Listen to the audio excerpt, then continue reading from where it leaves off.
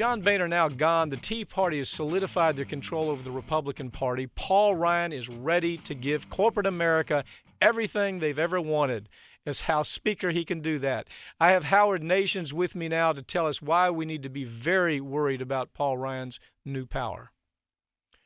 Howard, you know, it's amazing to me the change of fortunes that have taken place within the conservative Republican Party. The change of fortunes are dramatic. They're radical in what has happened within that party. We've talked about the history. Lay out the history a little bit. I think that's the best place to start this discussion. Where did they go, and how did they end up in this morass of problems that they have right now? Well, Pap, the Republicans have finally found a war they don't like. It's the internecine battle within their own party. Because right now there's a war going on between the Tea Party and the corporate America wing of the Republican Party.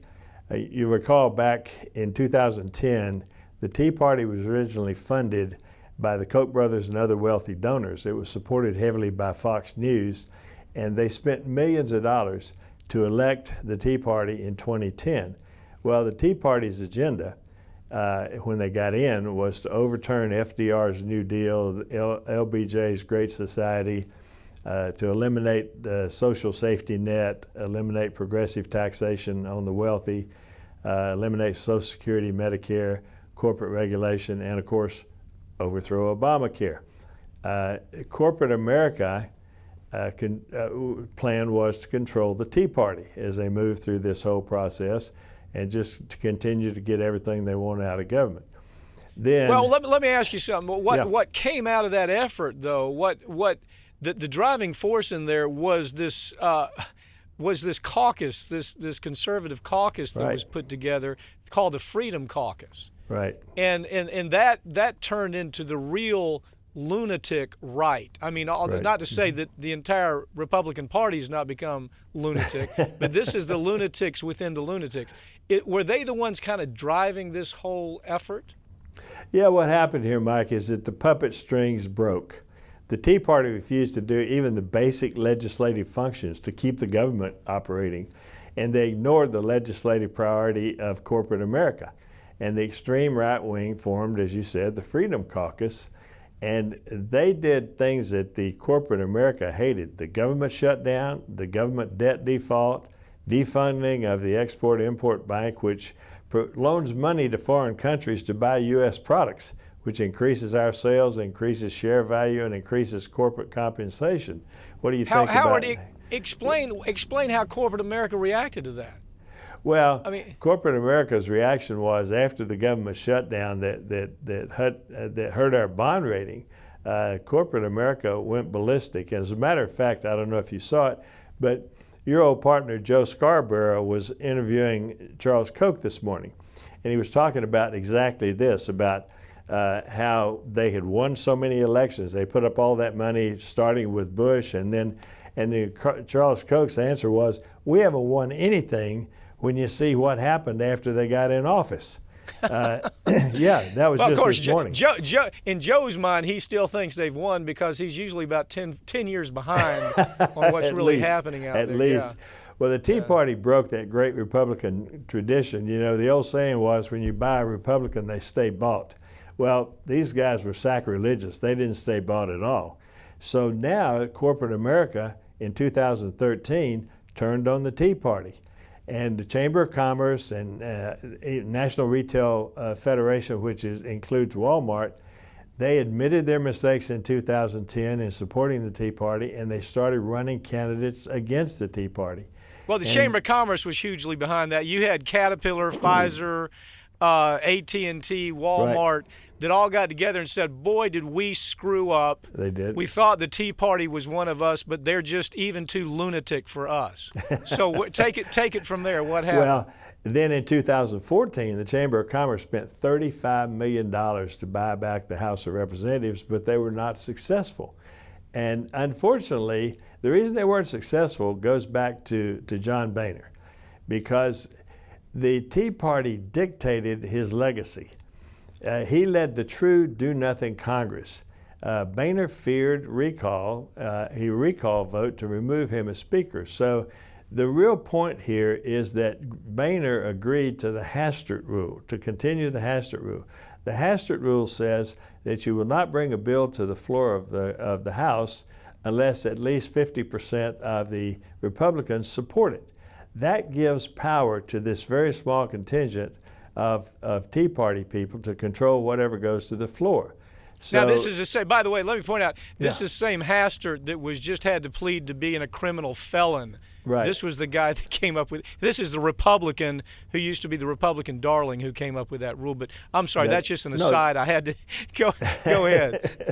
Well, the effect of the Hastert Rule and giving the ability to this small contingent, the Freedom Caucus, to control what goes to the floor caused the corporate America's legislative agenda to be frozen and even the basic functions of the House to be frozen.